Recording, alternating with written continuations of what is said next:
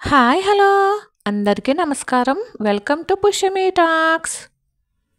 ఎలా ఉన్నారండి అందరూ? నేనైతే చాలా అంటే చాలా బాగున్నాను. మీరందరూ కూడా ఇంకా బాగుండాలని మనస్ఫూర్తిగా కోరుకుంటున్నాను. ఈరోజు మబ్బైతే పట్టిందండి. వర్షం అయితే రాలేదు కానీ మబ్బైతే పట్టింది. గత 2 రోజులుగా ఎండలైతే బీభత్సంగా ఉన్నాయి. ఈ రోజైతే కొంచెం మబ్బైతే పట్టింది. ఇవాల్టి వీడియోలో ఈవినింగ్ రొటీన్ చూపిస్తూ సరదాగా కాసేపు మాట్లాడుకుందామండి. ఇప్పుడైతే మా పాప ఇంటికి వచ్చేసరికి గ్రేప్స్ జ్యూస్ తీద్దాము అని చెప్పేసి అనుకుంటున్నాను. ప్రస్తుతానికి ఇంట్లో ఫ్రూట్స్ అంటూ ఏమీ లేవండి. గ్రేప్స్ ఒకటే ఉన్నాయి. మళ్ళీ బయటికి వెళ్ళి తేవాలి. ఈ వారం బయటికి వెళ్ళే అవకాశం కుదరక వెళ్ళలేదండి. ప్రస్తుతానికి గ్రేప్స్ ఉన్నాయి కాబట్టి గ్రేప్ జ్యూస్ అయితే చేసేద్దాము అనుకుంటున్నాను. పాప వచ్చేసరికి జ్యూస్ అయితే తీసి పెడదాము అనుకుంటున్నానండి. ఓన్లీ పాప ఒక్కతే కాదు, ఇంట్లో అందరం కూడా జ్యూస్ అనేది తాగుతాము. ప్రతిరోజు కూడా ఒక ఫ్రూట్ జ్యూసు, అలానే మధ్యాహ్నం మంచిగా 1 లేదా 2 కర్రీస్తో రైసు, మార్నింగ్ టిఫిను రాగి జావా లేదా జొన్న జావా, రోజు మార్చి రోజు వెజిటేబుల్ జ్యూసు, ఇవన్నీ మా ఇంట్లో అయితే కంపల్సరీ అండి. అలానే డ్రై ఫ్రూట్స్ కూడా రోజు విడిచి రోజు తింటూ ఉంటాము. ఇలా తినడం వల్ల ఏంటంటే ఆరోగ్యంగా ఉంటామండి. పైగా ప్రతిరోజు అన్ని రకాలు తినాలని మనకున్నా మన ఆర్థిక స్తోమతను కూడా చూసుకోవాలి కాబట్టి రోజు విడిచి రోజు వారానికి 2-3 సార్లు మనం హెల్తీగా తింటే కనుక మనము ఆరోగ్యంగా ఉంటాము. తదుపరి మన పనులను మనం చక్కగా చేసుకోగలుగుతాము. అందులోకి ఇప్పుడున్నటువంటి ఫుడ్ అంతా కూడా కల్తీనే, అందరికీ తెలిసిన విషయమే. అంత పర్ఫెక్ట్గా ఫుడ్ అనేది ఇప్పుడు బయట దొరకట్లేదు. అది ఫ్రూట్స్ కానివ్వండి, వెజిటేబుల్స్ కానివ్వండి, ఆకుకూరలు కానివ్వండి, ఏవైనా సరే మనం మొక్కల నుంచి పెంచేవే పిండి పదార్థాలు అవి వేసి పెంచుతూ ఉన్నాం కదా. అంటే మనమని కాదు, బయట మనం కొనుక్కునేవి. కానీ అలా అని చెప్పి అన్నీ మనం ఇంట్లోనే పండించుకోలేం కదండి. పండించుకునే అవకాశం ఉంటుంది, మొక్కలు లేకుండా పండించుకోలేని అవకాశం కూడా ఉంటుంది. ఆల్మోస్ట్ అన్నీ కూడా మనము బయట కొనుక్కోవాల్సినవే. సరే, ఇప్పుడు నేనైతే గ్రేప్స్లో కొంచెం సాల్ట్ వేసేసి ఒక 10 నిమిషాలు ఉంచేసి ఆ తర్వాత జ్యూస్ తీస్తానండి. ఏదో ఆ పెస్టిసైడ్స్ అన్నీ ఆ సాల్ట్ వల్ల పోతాయి అని చెప్పేసి అంటున్నారు అని చెప్పేసి ఉప్పు వేయడమే తప్ప నిజానికి పోతాయో లేవో అనేది నాకు కూడా క్లారిటీ లేదండి. ముందైతే గ్రేప్స్ని 2-3 సార్లు బాగా మామూలు వాటర్తో క్లీన్ చేస్తాను. ఏదో గుడ్డులో మెల్లలాగా మన మనసుకి మంచిగా క్లీన్ చేసి ఇచ్చాము, పెస్టిసైడ్స్ లాంటివి ఏమీ ఉండవులే అని చెప్పి అనిపించడానికే తప్ప నిజానికి పెస్టిసైడ్స్ అనేవి మొక్క వేసినప్పటి నుంచే స్ప్రే చేస్తూ ఉంటారు కదా. ఇది అందరికీ తెలిసినటువంటి విషయమే. కాకపోతే ఏదో గుడ్డిలో మెల్లలాగా కాస్త సాల్ట్ వేసి కడగడం వలన కొంచెం బెనిఫిట్స్ ఉంటాయి అని చెప్పేసి అంటున్నారని ఉప్పు అయితే వేసి కొంచెం క్లీన్ చేస్తున్నాను అనమాట. ఇలాంటివన్నీ కూడా మనందరికీ తెలుసండి. ఆహారం కల్తీ అవుతుందని తెలుసు, నీళ్ళ కల్తీ అవుతుందని తెలుసు, గాలి కలుషితం అవుతుందని తెలుసు. అన్నీ తెలిసే ఎవరి తాపత్రయం వాళ్ళది కదండి, ఎవరి వ్యాపారం వాళ్ళది కాబట్టి అన్నీ రకరకాల మందులు కొడుతూ ఉంటారనమాట చెట్లకి. ఇక్కడ నేను జస్ట్ ఎగ్జాంపుల్కి చెప్తున్నాను అంతే. అన్నీ తెలిసే మనము కొనుక్కుంటాము, ఎందుకంటే తప్పదు కాబట్టి. సరే, ఉన్న దాంట్లో ఏదో ఫ్రూట్స్ కానీ వెజిటేబుల్స్ కానీ ఇంట్లోనే కొనుక్కొని ఇంట్లోనే వంట చేసుకోవడం వలన చెప్పాను కదండి, గుడ్డులో మెల్లలాగా కాస్త మనకి ఆరోగ్యం పట్ల కొంచెం బెనిఫిట్స్ ఉంటాయని అంతే.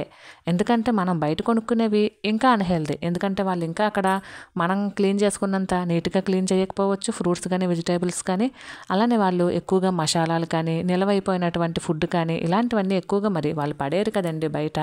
వాళ్ళ వ్యాపారం వాళ్ళది కాబట్టి ఇలాంటివన్నీ కూడా మనం చూడలేము. మనం ఓన్లీ టేస్టే చూస్తాము, బాగుంది అనుకుంటాము, కొనుక్కుంటాము, తింటాము, తర్వాత అన్హెల్దీ పాలు అవుతాము. మళ్ళీ మామూలే, తగ్గిన తర్వాత మళ్ళీ కొనుక్కుంటాము, మళ్ళీ ఆరోగ్యపరంగా ఇబ్బంది పడతాము. ఇంక ఇవన్నీ కూడా మామూలు అయిపోయాయండి.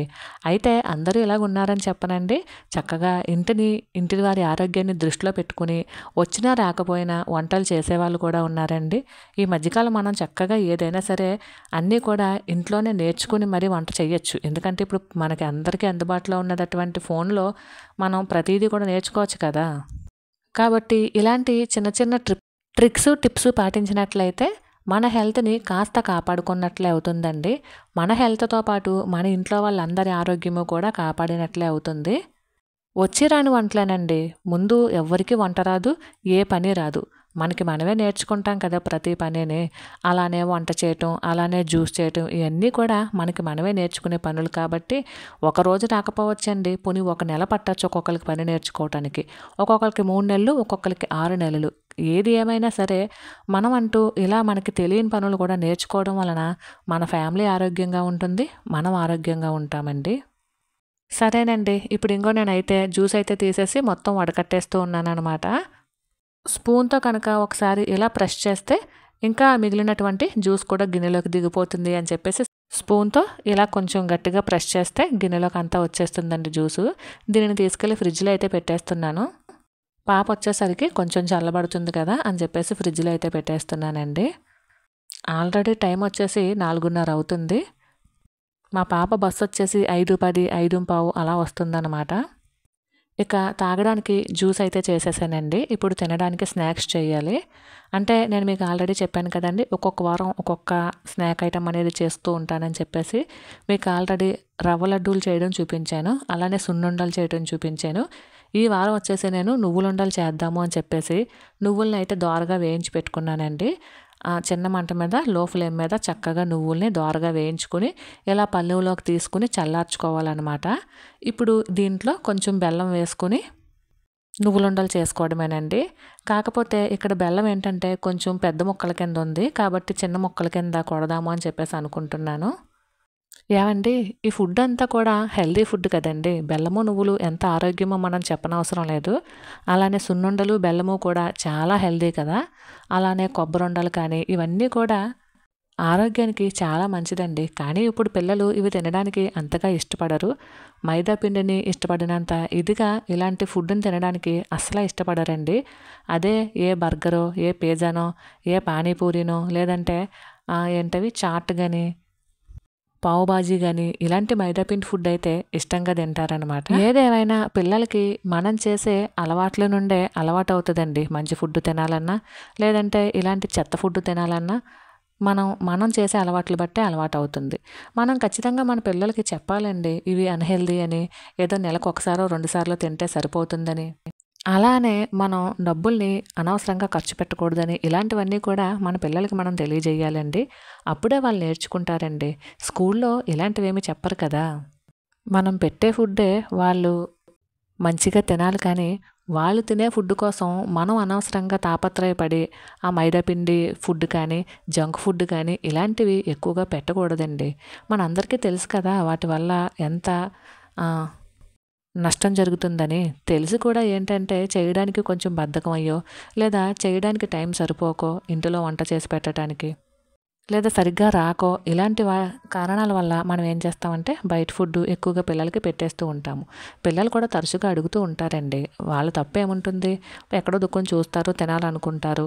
కాబట్టి వాళ్ళకి తెలియక అడుగుతారు. మనకి తెలుసు కాబట్టి మనమే ఆ ఫుడ్‌ని అవాయిడ్ చేసి చక్కగా ఇలాంటి మంచి ఫుడ్ అనేది పెట్టాలండి. వాళ్ళకి ఇష్టమైన ఫుడ్‌ని మనం పెట్టొచ్చు తప్పులేదు. ఎప్పుడంటే ఎప్పుడో నెలకొకసారో, 2 నెలలకొకసారో మనం వాళ్ళకి ఇష్టమైన ఫుడ్ గురించి ఆలోచించి పెట్టాలి తప్ప, మిగిలిన టైంలో మనం హెల్తీగా పెడితేనే వాళ్ళు హెల్తీగా ఎదుగుతారండి. పైగా మనం కూడా ఇలా చక్కగా వారానికి ఇలా అనుకుని మన పనులు మనం కనుక నీట్‌గా చేసుకుంటే కనుక మనకి అవస్థ లేకుండా ఉంటుంది. చక్కగా ఇంటిల్లిపాది ఆరోగ్యమైనటువంటి ఆహారాన్ని తిన్నవాళ్ళవుతారు. ఆర్థికంగా కూడా మనం బలపడడానికి ఖచ్చితంగా దోహదపడతామండి. ఇక లడ్డూలన్నీ చేసేసిన తర్వాత ఈ చిన్న లడ్డూ మిగిలింది. ఎలా వచ్చిందో టేస్ట్ ఏంటి అని చెప్పేసి తింటున్నాననమాట. ఇక చిమ్లీ ఉండల టేస్ట్ గురించి చెప్పనే అవసరం లేదు కదండీ! కమ్మగా భలే అద్భుతంగా ఉంటాయి. మొత్తం మీద ఒక 10, 11 లడ్డూలయ్యాయండి అంతే. ఎందుకంటే ఇవి త్వరగా పులిసిపోతాయండి. పెద్ద ఎక్కువ కాలం నిల్వ ఉండవు కదా! మహా అయితే 5, 6 రోజులు నిల్వ ఉంటాయి అంతే. ఇక మా పాప కోసం నేను ఎదురు చూస్తూ ఒక చిమిలి ఉండైతే తింటున్నానండి. పూర్తిగా నువ్వులనేవి పొడిలా కాకుండా కచ్చాబిచ్చాగా పొడి చేసుకుంటే కనుక చిమిలి ఉండలనేవి చాలా టేస్ట్ ఉంటాయండి. పంటి కింద నువ్వులు పడినప్పుడు భలే కమ్మగా ఉంటాయన్నమాట.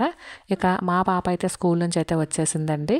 ముందైతే క్యారేజ్ తీసుకెళ్ళి సింక్లో పెట్టేసి నానబెడుతున్నాను. తర్వాత దానికి స్నాక్స్, జ్యూస్ ఇచ్చేసి ఆ తర్వాత ఈ గిన్నెలు అయితే క్లీన్ చేస్తానండి.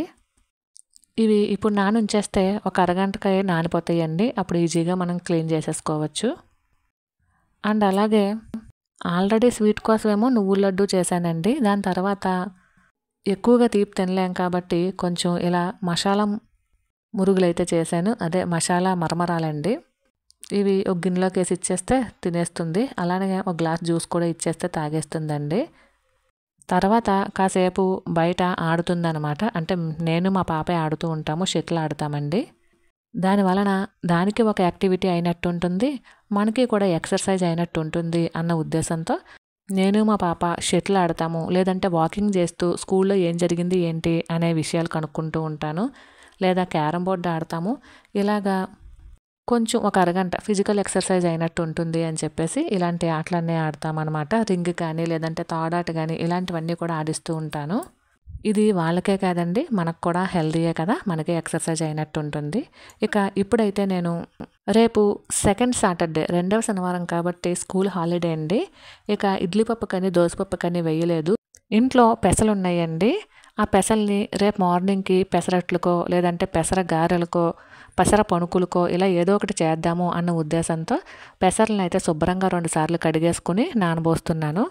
ఇవి ఇప్పుడు నానబోసేస్తే మార్నింగ్కి నానుంటాయండి. చక్కగా అప్పుడు మంచిగా రుబ్బేసుకొని అట్లయితే అట్లు పోసుకోవచ్చు, లేదంటే పెసరగారెలు వేయచ్చు. ఏదో మనకి ఏది నచ్చితే అది రేపు మార్నింగ్ చేసుకోవచ్చు అన్న ఉద్దేశంతో పెసర్లు అయితే నానబెడుతున్నానండి. టైం వచ్చేసి 5:30 అవుతుంది. ఇప్పుడు కనుక పెసర్లు నానబెట్టేస్తే మార్నింగ్కి మనకి చిన్నగా మొలకలు వస్తాయండి. అంటే మరీ ఎక్కువగా రావు. కొంచెం 2-3 రోజులు ఉన్న తర్వాత వచ్చేంత పెద్ద మొలకలు అయితే రావండి. చిన్నగా మొలకలు అయితే వస్తాయి. ఆ మొలకలతో చేసినటువంటి పెసరట్టు కానీ లేదా పెసర పణుకులు కానీ కొంచెం హెల్దీ కాబట్టి మనం డైరెక్ట్గా మొలకల్ని పిల్లల చేత తినిపించలేము, మనము కూడా తినలేమండి.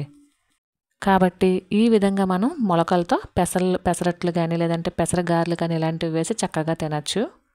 కాకపోతే ఏంటంటే ఒక 2-3 సార్లు శుభ్రంగా పెసర్లు అన్నిటిని శుభ్రంగా కడుక్కొని ఆ తర్వాత ఎంత మనం పెసర్లు అయితే తీసుకుంటున్నామో దానికి 1 ఇంచు ఎక్కువగా వాటర్ పోసుకొని మూత పెట్టేసుకోవాలండి. ఉదయానికి ఈ వాటర్ ఏమీ ఉండవండి, ఇంకిపోయి మొత్తం చిన్న చిన్న మొలకల కింద వస్తాయి అన్నమాట. ఇక పప్పు అయితే నానబోసానండి. గిన్నెలు ఉన్నాయి, గిన్నెలు కూడా తోమేసి వంట అది కంప్లీట్ చేసేసామండి. బయటకు వచ్చి చూసేసరికి ఇలా చందమామ అందంగా కనిపిస్తూ ఉంది. బహుశా నిన్నే పౌర్ణమి అయ్యింది కాబట్టి చందమామ ఇంత బాగా కనిపిస్తుందండి. సరే మీరు కూడా చూస్తారు అన్న ఉద్దేశంతో వీడియో క్లిప్ అయితే తీశానండి. ఎందుకంటే ఇప్పుడు చందమామను చూడాలన్నా సూర్యుని చూడాలన్నా అన్ని అపార్ట్మెంట్స్ అయిపోవడం వలన చాలా ఇబ్బంది పడుతూ ఉన్నారు. నిజానికి అసలు ఎప్పుడు సూర్యోదయం అవుతుందో ఎప్పుడు చంద్రోదయం అవుతుందో తెలియని వాళ్ళు కూడా ఈ రోజుల్లో చాలామందే ఉన్నారండి. అంతేకాక ఉదయాన్నే ఎండ తగలక విటమిన్ డి లోపంతో కూడా చాలామంది బాధపడుతూ ఉన్నారు. ఎందుకంటే ఇంట్లోనే ఎక్కువగా ఉంటూ ఉన్నాము. పిల్లలకు కూడా స్కూలు 7:30, 7 ఆ టైంకే బస్సు వచ్చేస్తుంది కాబట్టి వాళ్ళకి సరిగ్గా ఎండ తగలక విటమిన్ డి లోపం అనేది ఈ మధ్యకాలం కాస్త ఎక్కువ అవుతుంది కదా. మరైతే ఇదేనండి వాళ్ళ వీడియో. ఈ వీడియో మీకు నచ్చినట్లయితే please like, share and subscribe. మరొక వీడియోతో మళ్ళీ కలుసుకుందామండి. అంతవరకు ఉంటాను. Thank you for watching. Bye.